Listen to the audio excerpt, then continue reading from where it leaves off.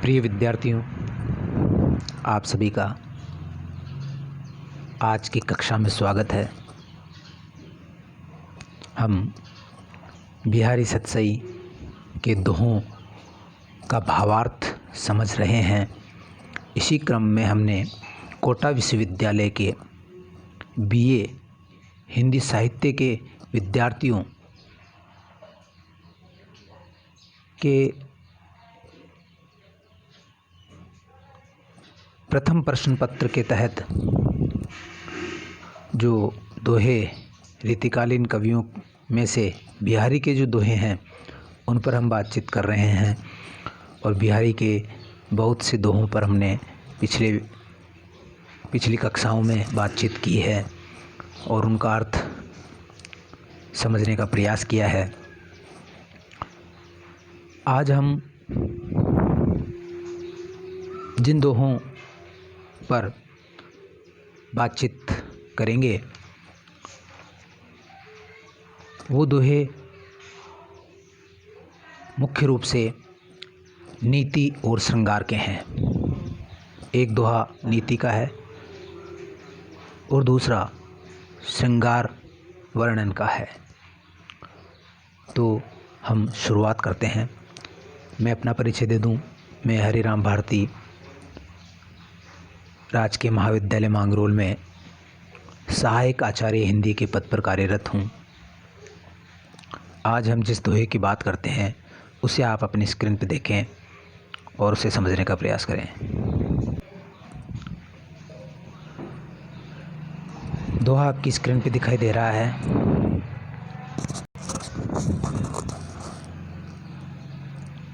दोहा संख्या 255 आप देख रहे हैं। जिन जिन देखे वे कुसुम, जिन जिन देखे वे कुसुम, या जिन दिन देखे वे कुसुम, गई सुबीती बहार, गई सुबीती बहार। अब अली रही गुलाब में अपत कंटीली डार, अब अली रही गुलाब में अपत कंटीली डार। जिन जिन देखे वे कुसुम, जिन दिन देखे वे कुसुम, गई सुबीती बहार। अब अली रही गुलाब में अपत कंटीली डार। ये बात यहाँ दोहे में कही गई है।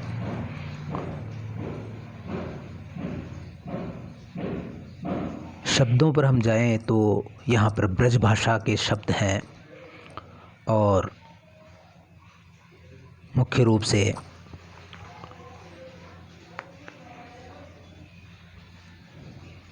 तत्सम शब्द भी इसमें हैं।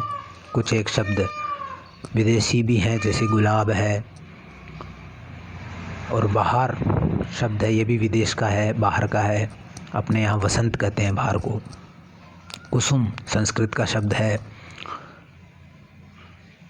तो कुसुम की बात करें तो कुसुम यानी आपको पता है कि कुसुम कहते हैं फूल को, और कुसुम में एक चमक होती है, नूर होता है, और इसीलिए फूलों को श्रृंगार का प्रतीक माना जाता है, यौवन का प्रतीक माना जाता है फूलों को। और कुसुमाकर कामदेव को कहते हैं। और कुसुम है वो बसंत ऋतु में चारों ओर फूल खिल उठते हैं। आगे एक शब्द आया है बहार, यानी गई सुबीती बहार, यानी बाहर बीत गई है। यानी जो ज़िंदगी में यौवन है, मौज आनंद का जो मौसम है, शोभा है, सुहाने दिन है, वो व्यतीत हो गए हैं। तो यहाँ बहार कहते हैं बसंत ऋतु को, कि जब बाहर चली जाती है तो वह कुसुम, वह लाली, वह नूर, वह चमक सब चली जाती है। फिर शब्द आया है गुलाब। अब अली रही गुलाब में, कि गुलाब में अब क्या क्या रहा है। अली शब्द में यहाँ आपको पता है कि अली शब्द के दो अर्थ होते हैं, इसमें श्लेष है। एक तो अली यानी सखी, और दूसरा अली का अर्थ है यहाँ पर भौरा। तो जो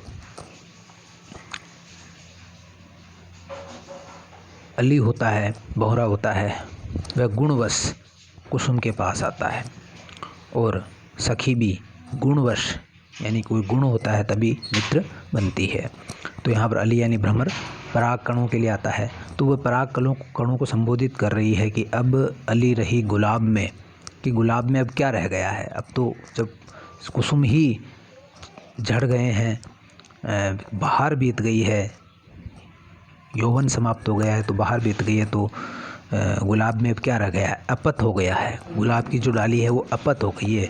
वह पत यानी पत्तियों से हीन हो गई है, नग्न हो गई है।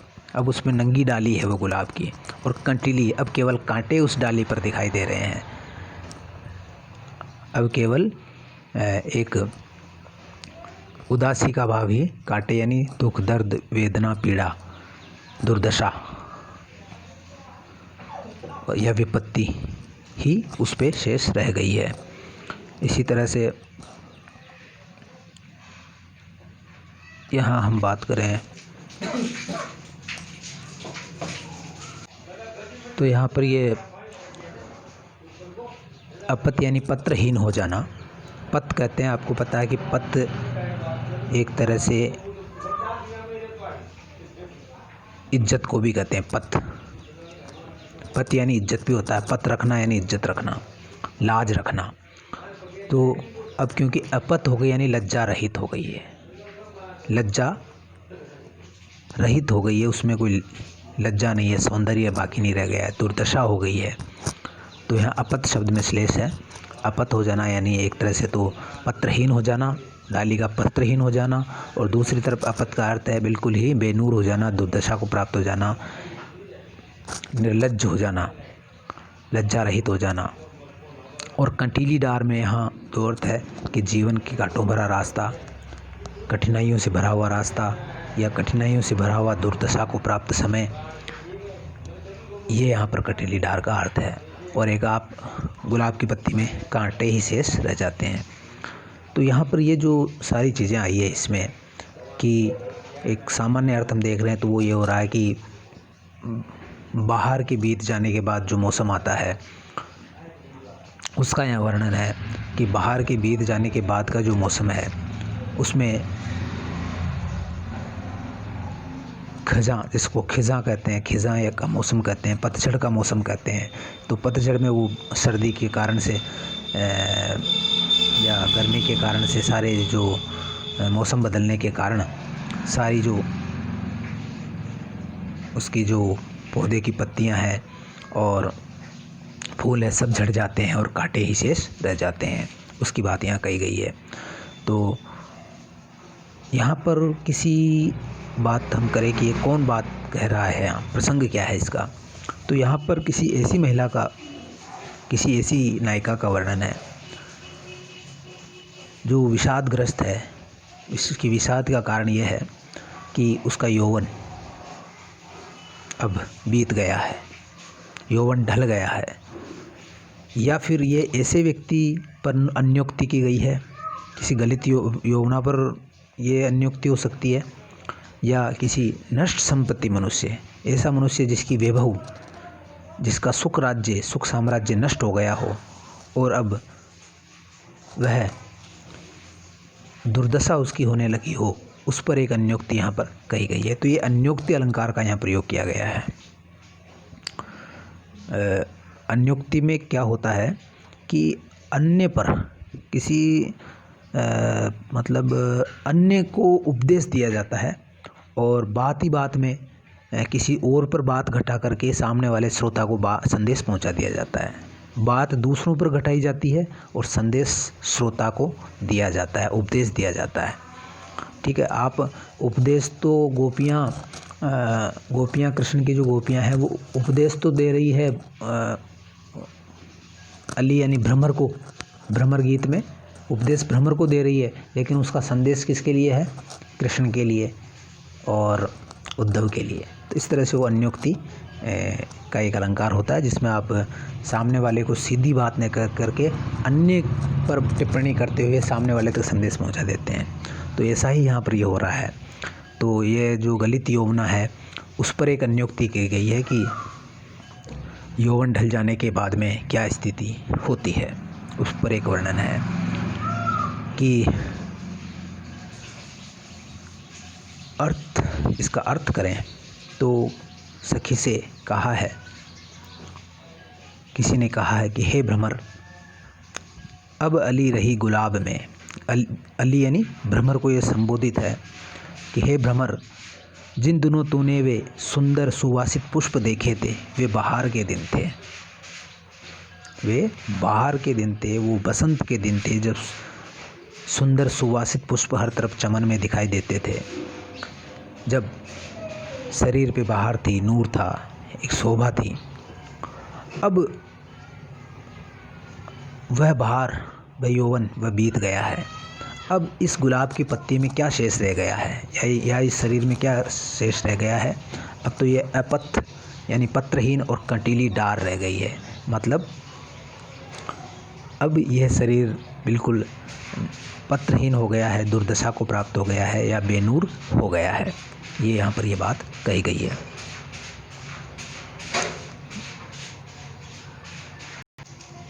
तो ये जो बात यहाँ हुई है, अब बात यहाँ ये की जा रही है कि अब जो ये जो जीवन है वो अपत हो गया है, कंटीलीदार हो गया है, यानी कंठ का किरण हो गया है। अब इसमें विगत दिनों की स्मृतियाँ, उसकी चुभन और दर्द और वही शेष रह गए हैं। और अब इस डाल पर पुष्प नहीं है। यौवन में जो एक सौंदर्य था वह सौंदर्य रीत गया है, ढल गया है। और ये जो डलिया थी, उस डलिया में अब फूल नहीं है बल्कि कांटे ही शेष रह गए हैं। डलिया, डाल शब्द में यहाँ डलिया भी अर्थ हो सकता है, पौधे की डाल भी हो सकता है, या डलिया जिसमें तरह तरह के फूल थे वो न रह करके अब कांटे शेष रह गए हैं। तो ये यहाँ पर वर्णन किया गया है। इसके अलावा बात हम करें तो अगर इस भाव का कोई अन्य छंद देखें तो कहीं गालिब में ज़रूर एक बात मिलती है कि जवानी के ढल जाने का जो दर्द होता है वो गालिब में भी अपने को देखने को मिलता है। गालिब लिखते हैं कि मारा जमाने ने असदुल्ला खां तुम्हें, मारा जमाने ने असदुल्ला खां तुम्हें, वो वलवले कहाँ वो जवानी किधर गई, वो वलवले कहाँ वो जवानी किधर गई। कि वह जो मौज मस्तियाँ थी जवानी की, जो ऐश आराम था, वो अब कहाँ गया। अब तो सब कुछ नष्ट प्राय हो गया है।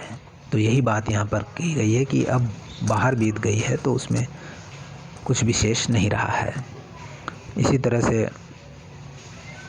हिंदी साहित्य में बात करें तो ये अन्योक्ति एक तरह से एक परंपरा सी बन गई है। रीतिकाल में अनेक अन्योक्तिकार हुए हैं जिन्होंने अन्योक्तियाँ लिखी और अन्योक्तियों के द्वारा अच्छा नीति का संदेश उन्होंने दिया है। ऐसे ही अन्योक्तिकारों में बिहारी की अन्योक्तियाँ तो प्रसिद्ध है ही, जैसे कि नहीं पराग नहीं मधुर मधु नहीं विकास ही काल, अली कली ही सो बंध्यो आगे कौन हवाल, ये भी एक तरह की अन्योक्ति है।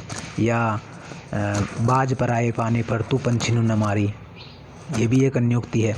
और इसी तरह से बात करें हम तो एक और अन्योक्तिकार हुए हैं जिनका नाम है दीनदयाल। दीनदयाल ने भी बहुत अच्छी अन्योक्तियाँ लिखी है।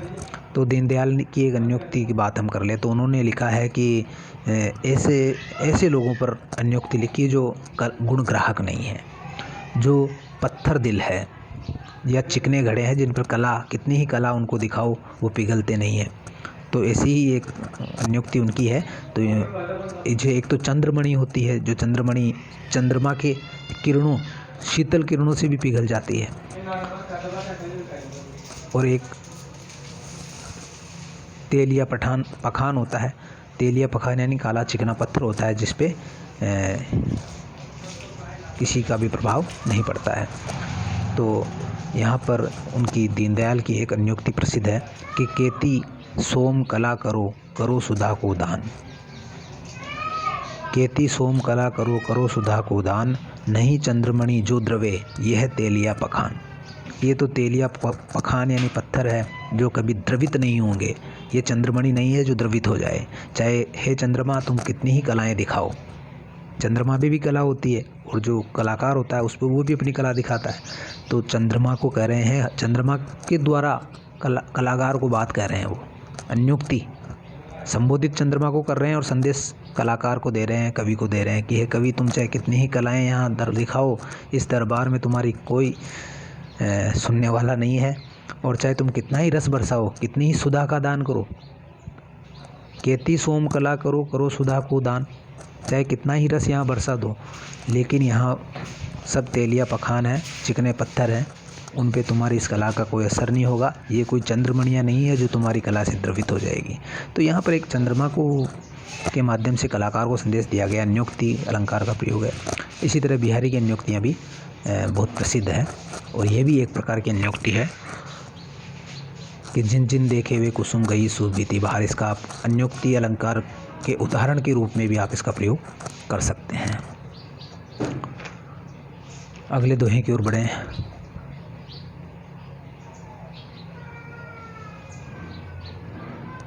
अगला दोहा आप स्क्रीन पे देख रहे हैं। दोहा इस प्रकार से है कि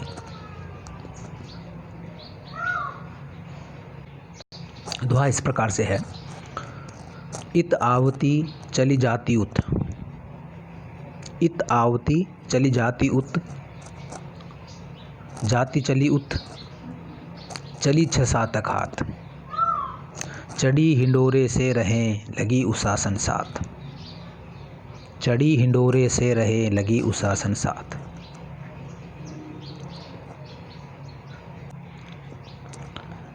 यहाँ पर जो कवि कहना चाह रहे हैं वो विरह दशा का वर्णन उन्होंने किया है। इसका सामान्य अर्थ यह है कि जो नायिका है वो विरह के तापवश इतनी ज़्यादा कृशकाय हो गई है, इतनी कमज़ोर हो गई है और वह आहें भर रही है और आहें भरने के कारण से उसका कमज़ोर शरीर हिलता है।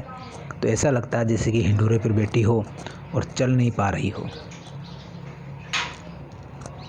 6-7 हाथ ही इधर उधर आने जाने में चल पाई हो, इतना उसका कमज़ोर शरीर हो गया है, आहें भरने लगती है। जैसे कोई दमे का रोगी होता है तो वह ज़्यादा चल नहीं पाता है, बार बार आहें भरता है, सांस लेता है, उसी तरह की स्थिति यहाँ पर बन गई है। तो जैसे कि वह विरह रूपी हिंडोर पे चढ़ी हुई है और श्वास ले रही है, उच्छ्वास ले रही है, ऐसी बात इसमें कही गई है। तो ऊपर आया है 6-7 हाथ, देख रहे हैं आप। 6-7 हाथ का अर्थ है कि अनुमान से 6-7 हाथ ही चल पा रही हो। वो चल रही है लेकिन चल नहीं पा रही है, 6-7 हाथ ही वह चल पाई है। फिर आया है चढ़ी हिंडोरे से रहें, से का अर्थ है यहाँ पर, से का अर्थ है कि हिंडोरे पर चढ़ी हुई है। और हिंडोरा का मतलब तो आप जानते हैं, जिसको इंग्लिश में मेरी गो राउंड या झूला कहते हैं, हिंडोला जिसको कहते हैं। और लगी उशासन साथ, उशासन का मतलब होता है उच्छ्वास, उच्छ्वास यानी ये थोड़ा तद्भव शब्द है, इसका सही उच्छ्वास होता है। उच्छ्वास यानी मतलब कि सांस को बाहर छोड़ना, ठंडी सांस बाहर छोड़ना या शोक की सूचना देना। जब अपन ठंडी सांस छोड़ते इसका मतलब शोक या दुख की सूचना हमें मिलती है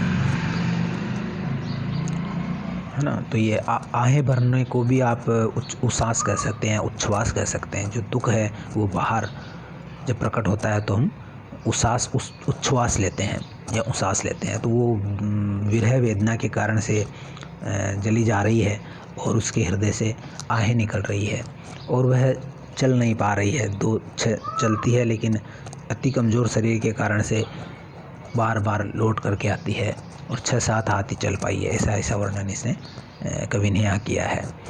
अब बात करें हम कि प्रसंग यहाँ यह है कि मतलब जो नायिका है वो विरह के कारण से अत्यधिक कृश या कमज़ोर हो गई है और उच्छ्वास जो आहें वो जो भर रही है वो बड़ी प्रबल है। एक तरफ तो शरीर कमज़ोर है और बलवान हो गई है उच्छ्वासें या आहें।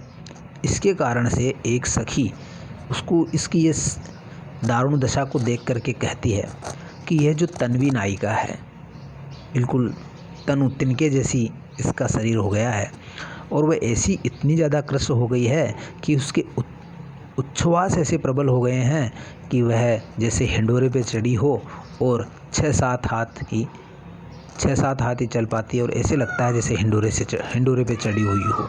और हिंडोरा उच्छ्वासों के साथ, जैसे हिंडोरे के लिए हवा की आवश्यकता होती है, हवा से भी चलता है वो, तो यहाँ पर वो उच्छ्वासों के हाथ हिंडोरा झूल रही है। तो यहाँ पर हम देख रहे हैं कि जो वर्णन है वो इस प्रकार का है कि मतलब ये जो विरह की जो अवस्थाएं होती है, 10 दशाएं होती है। मैंने बताया वियोग श्रृंगार की 10 दशाएं होती है, जिसमें कृशता है, अभिलाषा है, चिंता है, ये तमाम चीज़ें उसमें विरह दशाओं में आते हैं। तो उसी का यहाँ वर्णन किया गया है। विरह की अनेक दशाओं में से ये सारी दशाएं 10 दशाएं होती है, उनका यहाँ वर्णन है।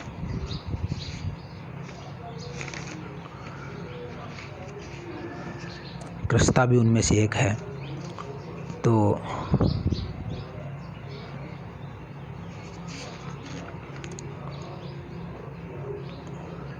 बिहारी ऐसी जो दारुण विरह दशा का वर्णन है वो हिंदी साहित्य में अपने जो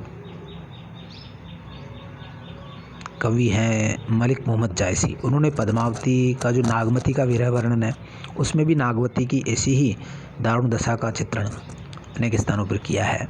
जैसे उन्होंने लिखा है कि 12 मासे का वर्णन किया है। बिहारी ने 12 मासा नहीं लिखा, उन्होंने दोहों में ही मतलब इस विरह वियोग श्रृंगार का वर्णन किया है, विरह दशाओं का वर्णन किया है। जबकि बाकायदा जायसी ने पद्मावत में नागमती का विरह वर्णन नाम से एक अलग ही एक खंड लिखा है, जिसमें 12 मासे का वर्णन किया है कि 12 महीनों में अलग अलग मौसम में, ऋतुओं में विरहिणी पर क्या गुजरती है उसका वर्णन उन्होंने 12 मासा में किया है।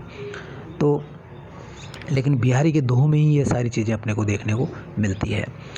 एक जैसे कि उन्होंने लिखा है, उन्होंने भी वर्णन तो बहुत अच्छा किया है, कहीं कहीं अतिशोक्तिपूर्ण वर्णन जायसी में भी मिलते हैं, लेकिन फिर भी उनमें एक उनको जब हम पढ़ते हैं जायसी के छंदों को, चौपाइयों को, दोहों को पढ़ते हैं तो उसमें हमें एक सहानुभूति होती है नायिका से।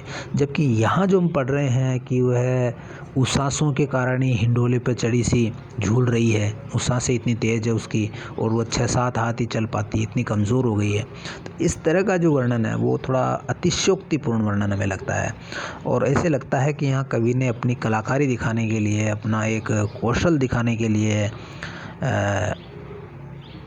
इस प्रकार का दोहा लिखा है। इसमें मतलब बाल की खाल खींचने वाली चीज़ है, दूर की कोड़ी लाना, नई बात कहना, ऐसी उक्ति कहना जो चमत्कार पैदा करे। तो ये जो चीज़ें हैं उनमें एक जो स्वानुभूति की जो वेदना है वो नहीं है। जैसे कि जो बात हमें अपने नागमती के विरह वर्णन में, या जो घनानंद का जो सुजान रसखान में जो उन्होंने वर्णन किया है वियोग अवस्था का, वैसे ही जो सहानुभूति का भाव है वो यहाँ पर नहीं है, बल्कि एक ऊहात्मकता है, या यूँ कहिए कि बाल की खाल निकालना, या उक्ति को बहुत ज़्यादा चमत्कृत ढंग से कहना, चमत्कार पैदा करने के लिए कहना, ये यहाँ पर इसकी विशेषता हम देख रहे हैं। तो ये मुख्य अंतर है जायसी, घनानंद और बिहारी में।